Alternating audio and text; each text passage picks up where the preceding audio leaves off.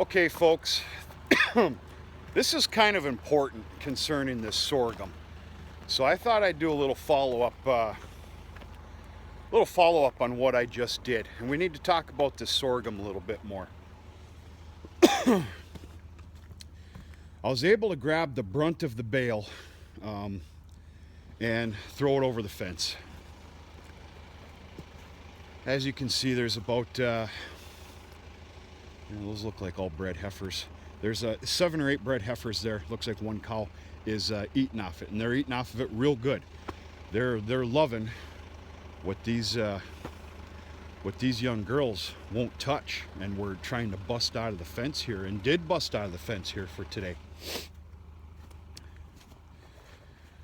I got to be honest with you, I'm not upset. I'm not kicking stones here, but I'm not too pleased.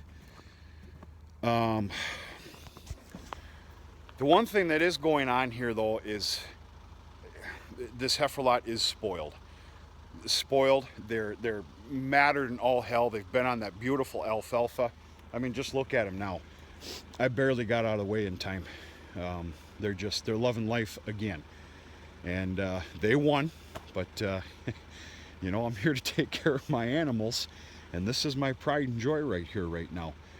Everything is, but this young little small yard of only 23 open heifers is very, very important to me. If it's not important to anybody else, you're too big of an operator and you got too much money. So good for you. You done well. But let's forget about all the excuses. Let's talk about those stems. You guys seen them on the last video. That is, it ain't good. Let this be a good lesson learned, I think, to anybody that's in the business of raising young stock. Whether you're a custom feeder for a large dairy and you're raising their heifers, maybe you're raising a whole bunch of Holstein feeder steers, whatever, or even a beautiful herd of beef steers or heifers. Maybe we ought to let this be a lesson learned. We're basically looking at cow feed here. I don't believe a heifer lot, even if they were spoiled or not on alfalfa, is really going to clean that up. I don't know. The rest of this is here for some bedding. It's not hurting anything. The ground is frozen. We got our cold weather again. I'm sorry, but I'm not going to mess up my spears and clean the rest of this up. They can lay on that and bed on that.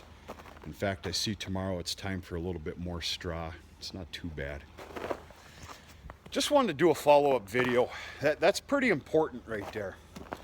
I'm very displeased, but the sorghum was done for a larger cow herd, which is where I want to be at. And when I say large for me is 100. I don't think this farm could take more than that. In fact, it's only going to take 100 because of additions that are going on. The sorghum was done for cows, and it's proved to be excellent, an excellent addition to a feed source. Folks, you might want to watch it with any young stock. I don't have the answers, but the proof is in the pudding. That's going to be my new famous saying here. Proof is in the video. It doesn't matter. That sorghum was just so stocky. So it's either got to be higher moisture or at an even more premature state. Right now I'd have to say that would have to be at a 4-foot height. Which I don't think I want to do that, folks. Not at 4 feet.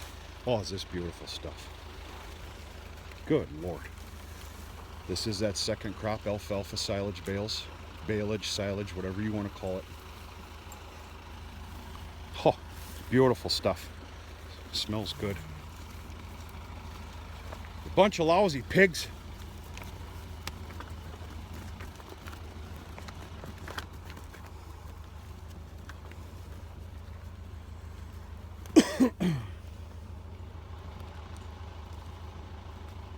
I really like the look of that heifer with that white face. I really do.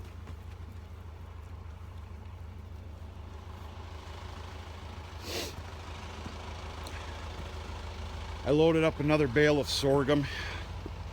I'm bringing that out to the cow yard. I guarantee that they could use it.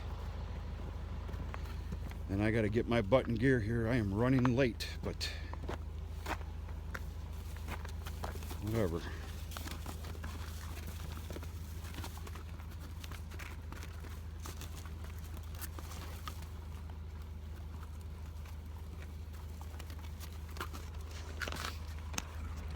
All right, that's it, folks. I thought maybe that'd be a little bit helpful, and I